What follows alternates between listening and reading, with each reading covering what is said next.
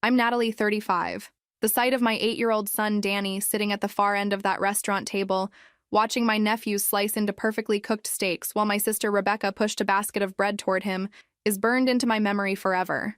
"We didn't order anything for your son," she said with that fake smile I'd seen my entire life. I didn't scream. I didn't make a scene. I simply stood up, helped Danny put on his jacket, grabbed his backpack, and walked us both out of Romano's steakhouse while my entire family laughed behind us. What they didn't know was that their laughter would cost them exactly $3,000.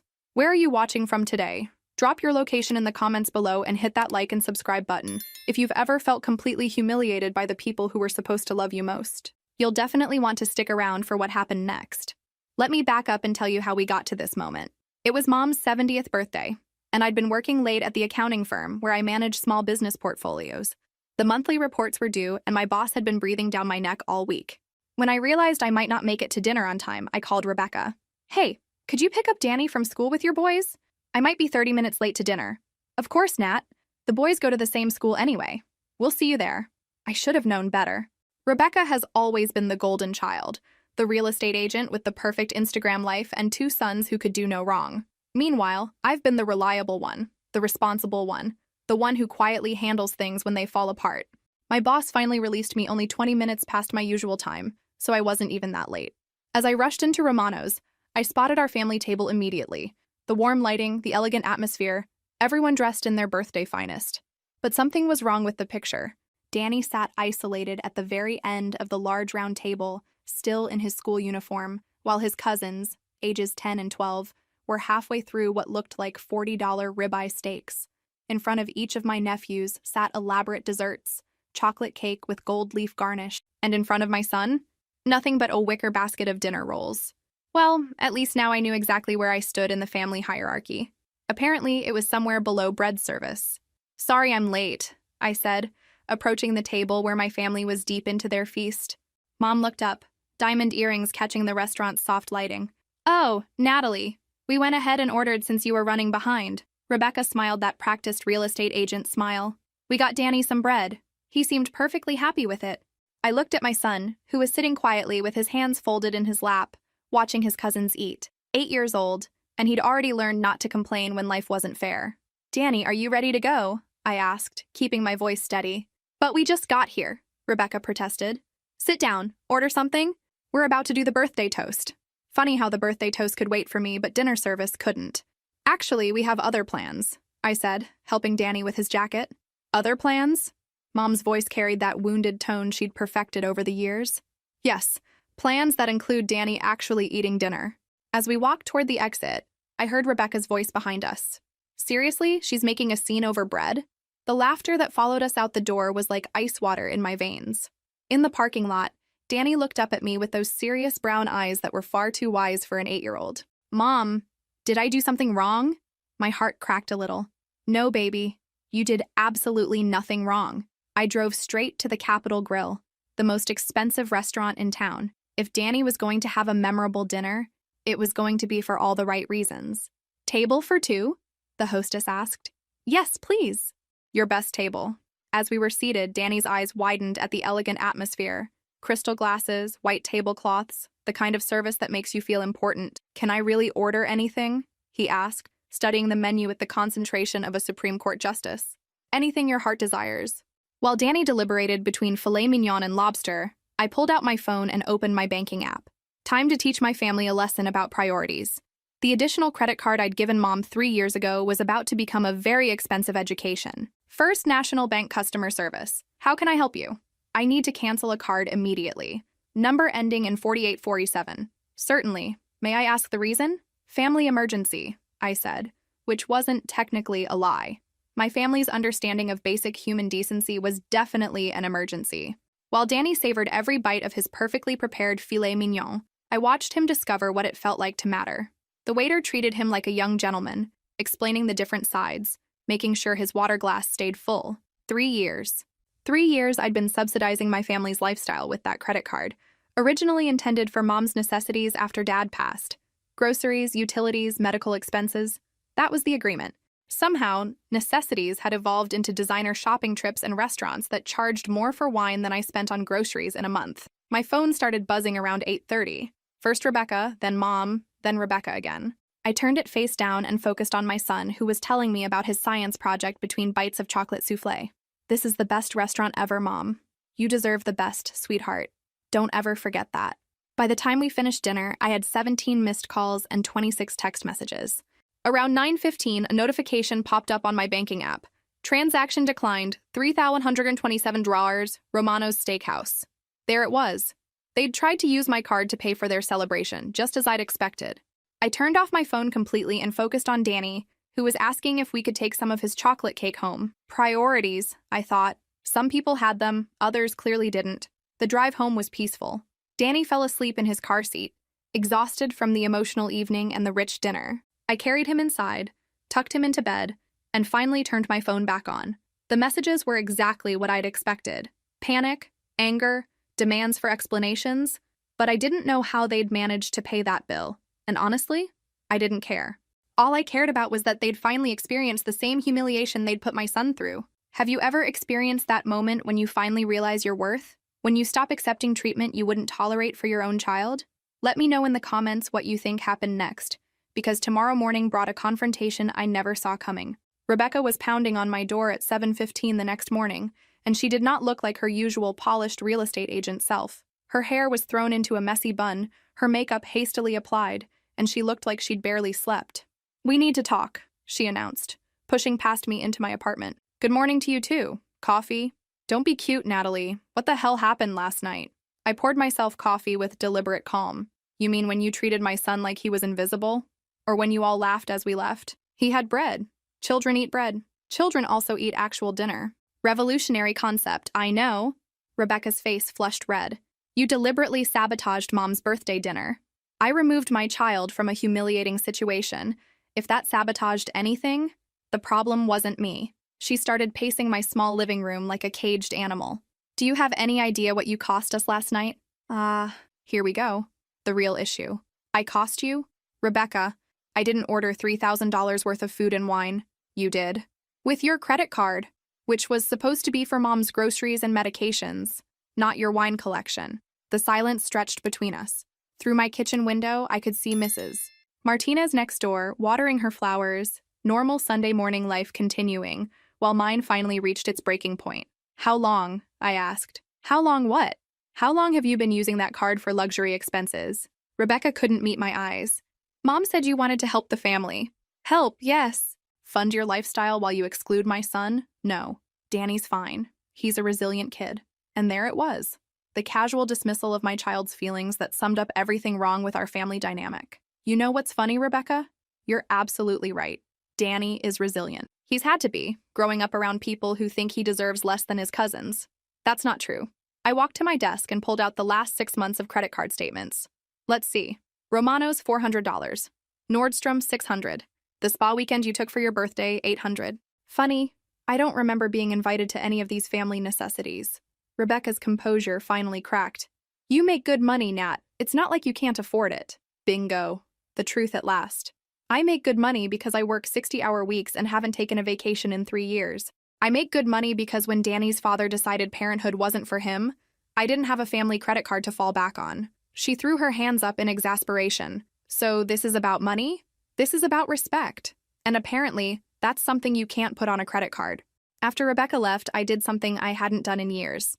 I called in sick and spent the morning going through 3 years of credit card statements with the attention to detail that made me good at my job. The numbers were staggering. $43,000 over 3 years. For a family that apparently couldn't spare room at the table for an 8-year-old. My phone rang at noon. Mom's number. "Natalie Rose Patterson, you get over here right now." Middle name. She was pulling out the big guns. "I'm working, Mom." "No, you're not. Rebecca told me you called in sick. We need to discuss this family crisis immediately." Family crisis. That's what she was calling it.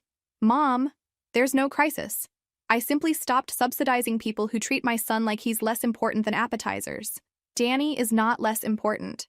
Then why was he the only child at that table without food? Silence. "I raised you better than this," she finally said. "You raised me to be convenient. There's a difference." "How can you say that? Everything your father and I did was for you girls.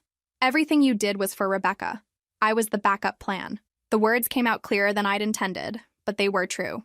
Decades of observation had crystallized into undeniable fact. That's not true. Mom, when Rebecca needed money for real estate school, who paid? When she got divorced and needed a cosigner for her apartment, who helped? When her boys needed tutoring, who covered it? Your family. When have you ever helped me? The silence stretched so long I thought she'd hung up. You're stronger than Rebecca. You've always been more capable. And there it was. The excuse I'd heard my entire life. Strength isn't a reason to be treated as less valuable. Natalie, if you don't restore that credit card and apologize to your family, you can forget about being welcome at family events? An ultimatum. How predictable. You know what, Mom? I think I'll take that deal. I hung up before she could respond. 30 minutes later, as I was researching summer camps Danny had never been able to attend because my discretionary income went to other people's restaurant bills, my phone buzzed. Rebecca. Mom's crying. You broke her heart. It's crying. Me. She broke mine first. The difference is, mine was 8 years old when it happened. My phone didn't buzz again for the rest of the day. That evening, I did something that felt revolutionary. I calculated our actual budget without the family drain. The numbers were remarkable. Without Rebecca's shopping addiction and Mom's guilt-induced fine dining, I had an extra $1,000 per month. $1,000 that could go toward Danny's education, our vacation fund, experiences that actually mattered. Mom, what are you working on? Danny asked, appearing in his pajamas. Planning some fun for us. What would you like to do this summer? We spent an hour going through camp brochures I'd collected but never could afford. Photography, robotics, adventure programs where kids actually got to be kids instead of afterthoughts at family dinners. Can we really do all this? He asked. We can do whatever makes you happy. As I tucked him into bed, Danny looked up at me with those serious eyes. Mom, are you sad about Grandma and Aunt Rebecca? How do you explain family betrayal to an 8-year-old? Sometimes, sweetheart, people show you who they really are. When they do, we should believe them. Will we see them again? That depends on whether they remember how to treat people with kindness. The next morning brought a series of increasingly desperate messages from various family members. Cousins I hadn't heard from in years suddenly concerned about family unity. Mom's church friends calling to tell me how devastated she was. But the message that really caught my attention was from my nephew Tyler, Rebecca's 12-year-old. Aunt Nat, Mom says you're not family anymore, is that true? Out of the mouths of babes. I called Rebecca immediately. You told your children I'm not family anymore? Well, you're the one who abandoned us. I set boundaries. If you can't tell the difference, that explains a lot. What do you want from us, Nat? Such a simple question. Such an impossible answer for someone who'd never learned to value anything she couldn't control. I want my son treated with the same love and respect you show your boys. That's it. Fine. Come to Sunday dinner and we'll make sure Danny gets fed. The condescension in her voice was breathtaking. Rebecca, the fact that you think feeding my child is some kind of generous concession tells me everything I need to know about how this family sees us. So what? You're cutting us off forever? I'm choosing my son's dignity over your convenience. If that feels like being cut off, maybe examine why. 3 weeks passed in blissful quiet. No emergency calls about Rebecca's car trouble, no guilt trips about Mom's loneliness, no requests for financial bailouts disguised as family obligations. For the first time in years, I remembered what it felt like to live my own life. Danny and I fell into new routines. Dinner out twice a week just because we could. Weekend trips to museums and parks without checking my account balance first. Ice cream on Tuesday afternoons for no reason except that he'd had a good day at school. You seem different, Mom, he observed one evening as we walked through the botanical gardens. Different how? Happier. Like you're not worried about something all the time. Smart kid. Too smart for his own good sometimes. That's when Rebecca showed up at my office. Jennifer, my assistant, buzzed me around 3 o'clock. There's a woman here to see you. Says she's your sister? She looks desperate. Rebecca had been crying. Her makeup was smudged, her usually perfect hair disheveled, and she clutched her purse like a lifeline. Nat, we need to talk. This is my workplace, Rebecca. Please, just 5 minutes. I led her to the small conference room and closed the door. Through the glass walls, I could see my colleagues pretending not to stare. What do you want? I want my sister back. Interesting strategy. Appeal to sentiment after years of taking advantage of it. Your sister was never here, Rebecca. Just a convenient ATM with good credit. Mom might lose her apartment. That sounds like a budgeting problem. The boys might have to change schools. Public school never killed anyone. How can you be so cold? How can you be so entitled? The silence stretched between us. Outside, I could hear the normal sounds of office life continuing while my family's drama finally reached its conclusion.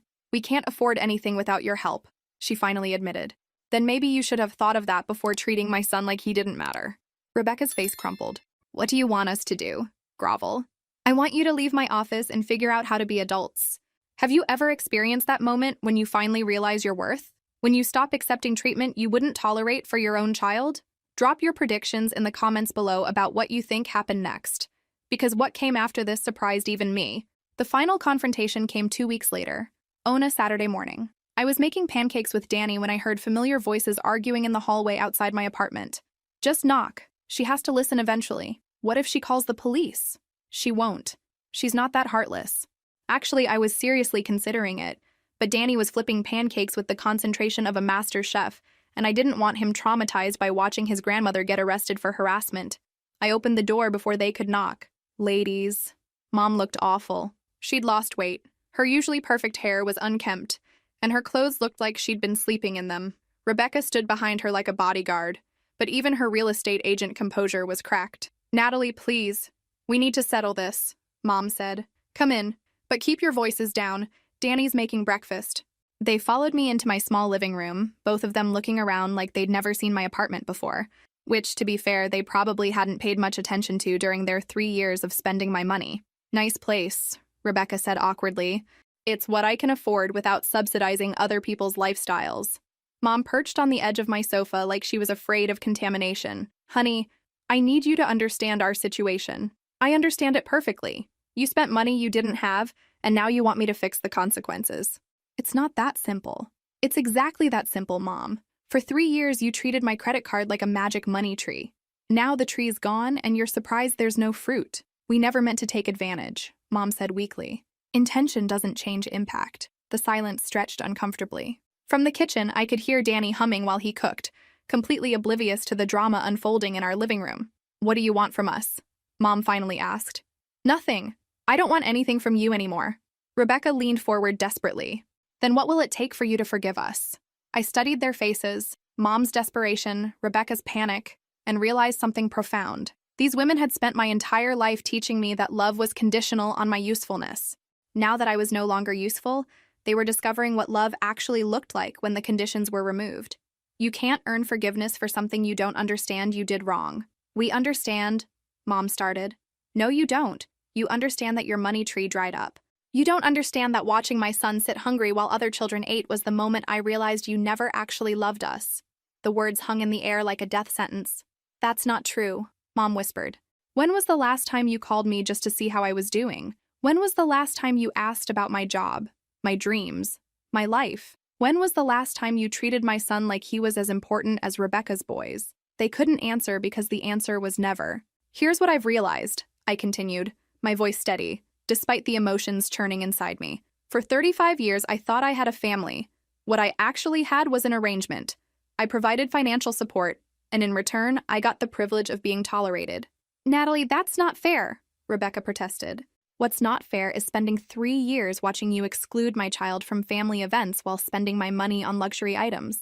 I stood up and walked to my kitchen window, looking out at the small herb garden Danny and I had planted together. Just the two of us, creating something beautiful, without anyone else's help or criticism. The difference between us, I said, turning back to face them, is that I know how to love someone without expecting anything in return. You've never learned that skill. Mom's face was pale. We love you. You love what I provide. There's a difference. So what happens now? Rebecca asked. Now you learn to be adults. You budget your actual income instead of mine. You make choices based on what you can afford instead of what you want. And us? Our relationship? I looked at these two women who'd shaped my understanding of family for decades and felt nothing but sad relief. There is no us, Rebecca. There never was. There was just me giving and you taking until I finally ran out of things to give. They left 15 minutes later. No dramatic scenes, no slammed doors, just the quiet realization that some relationships can't survive equality. After they were gone, Danny appeared in the doorway holding a perfectly golden pancake. Mom, who was here? Nobody important, sweetheart. Just some people who got lost. 6 months later, I'm sitting in the Capitol Grill with Danny, watching him confidently order his own meal from the menu. We come here twice a month now, just because we can. Just because he deserves to feel important. Mom, can we get dessert? He asks, cutting his steak with the confidence of a child who knows he matters. We can get whatever you want. The financial freedom is remarkable. Without the constant drain of other people's emergencies and entitlement, our budget has room for the life we actually want to live. Danny's in robotics camp this summer. We're planning a trip to Disney World for Christmas, and his college fund grows every month. But more important than the money is watching Danny hold his head higher, speak up for himself, and never again doubt that he deserves a seat at any table. My phone buzzes with a text from an unknown number. "This is your mother. I've been thinking about what you said. Can we talk?" I stare at the message for a moment, then delete it without responding. Some bridges are meant to be burned, especially when the other side never bothered to maintain them in the first place. "What are we celebrating tonight?" the waiter asks, noticing our good mood. "Freedom," I tell him, watching Danny's face light up. "We're celebrating freedom." The waiter brings Danny an extra scoop of ice cream with his chocolate cake, just because he asked politely. Simple kindness from a stranger, something my own family never mastered.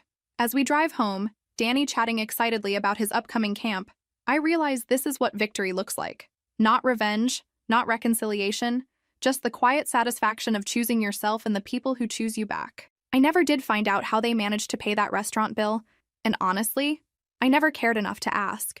A year later, I run into Rebecca at the grocery store. She looks older, tired, but there's something different about her too. Less of that entitled shine, more of the worn edges that come from actually working for what you have. "Nat," she says, stopping her cart next to mine. "How are you?" "Good. You?" "Getting by. The boys are in public school now. It's actually fine." I nod politely and start to move past her. "Nat, wait." Her voice is different now too, smaller. "I wanted you to know I got a second job. Part-time, but it helps." "That's good, Rebecca." "I never thanked you." I stop. "For what?" "For teaching me that nobody owes me anything." It's the first genuine thing she's said to me in 35 years. "Take care of yourself," I tell her and mean it. As I drive home, I realize that somewhere along the way, the anger has faded into indifference. They're not villains anymore, just people who made choices and lived with consequences. Same as everyone else. Danny's waiting for me with his latest robotics project, eager to show me how the gears work together. We spend the evening on the living room floor, building something complex and beautiful with patience and precision. "Mom, why are you smiling?" he asks. "Because we're exactly where we're supposed to be. And we are. In our own space, with our own money, making our own choices. No debt, no drama, no obligation to people who confuse tolerance with love." Danny's 9th birthday party is everything I wanted it to be. 15 of his classmates in our local park, a chocolate cake from the good bakery, and games that last until sunset. Real friends, real laughter, real celebration of a child who knows he's valued. "This is the best birthday ever," he tells me as I tuck him in that night. "You deserve the best birthday, and the best year, and the best life. Do you think Grandma and Aunt Rebecca miss us?" It's the first time he's mentioned them in months. I think they miss what we provided, but missing someone and loving someone are different things. "I don't miss them," he says matter-of-factly. "Is that bad?" "No, sweetheart, that's honest." After he falls asleep, I sit on our small balcony with a glass of wine, looking out at the city lights. Tomorrow we leave for our Disney World trip, just the two of us, paid for with money that used to subsidize other people's dreams. The freedom is intoxicating. Not just financial freedom, but emotional freedom. Freedom from guilt, from obligation, from the exhausting work of trying to earn love from people who were never capable of giving it. My phone stays silent these days. No emergency calls, no guilt trips, no demands disguised as family loyalty. Just peace. The woman I was a year ago would have been terrified of this silence. The woman I am now treasures it like the gift it is. Sometimes the greatest act of love is refusing to accept anything less than respect. Sometimes the greatest victory is walking away from people who can't recognize your worth. And sometimes the family you choose is better than the family you're born into, even when that family is just you and one 8-year-old boy who deserves the world. If this story resonated with you, make sure to like and subscribe for more stories about finding the courage to choose yourself and the people who truly value you. Remember, you teach people how to treat you, and you always have the power to change the lesson. The best revenge isn't getting even, it's living well. And we're living very well indeed.